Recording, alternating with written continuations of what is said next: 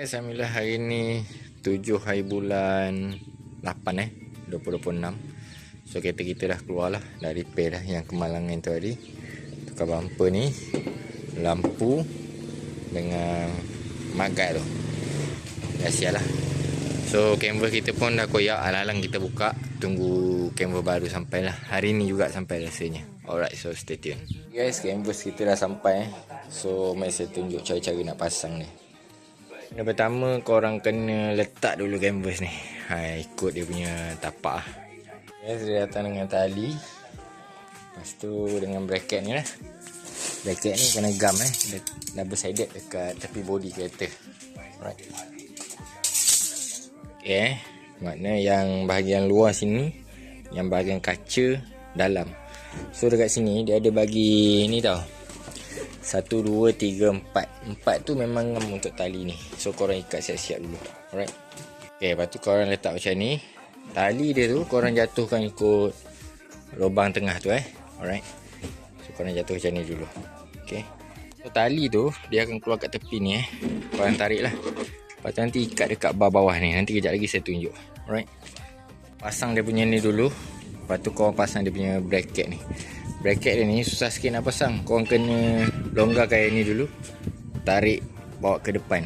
Dia ada pemegang dia So korang kena sebelah tangan tak boleh Korang kena macam tu lah. Tarik sampai dia tegang. Lepas tu baru pinkan benda ni. Alright. Tu korang boleh gam lah dia punya ni. Dia memang bagi biasanya. Tapi korang kena beli ni ni option lah. Korang kena beli sendiri kat mana-mana kedai.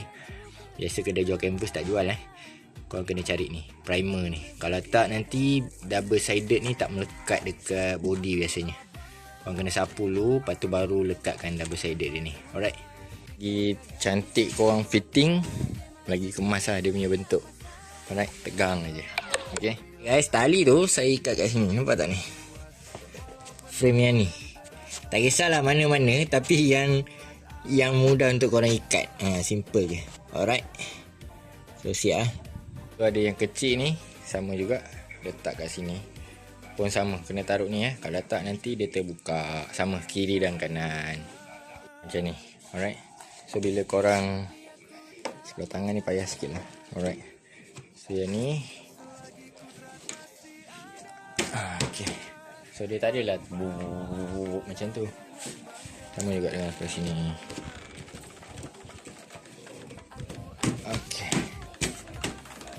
Sampai. Siap. Kemas babe.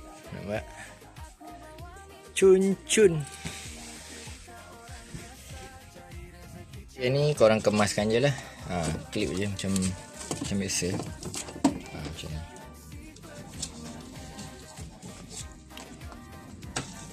Senang. Nampak? Kemas, tegang, cantik.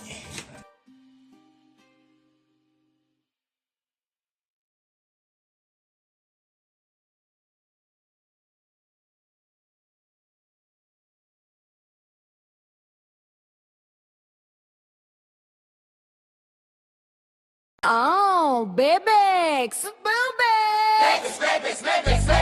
Bebek sedap rasa luar biasa. Jom makan, jangan tunggu lama.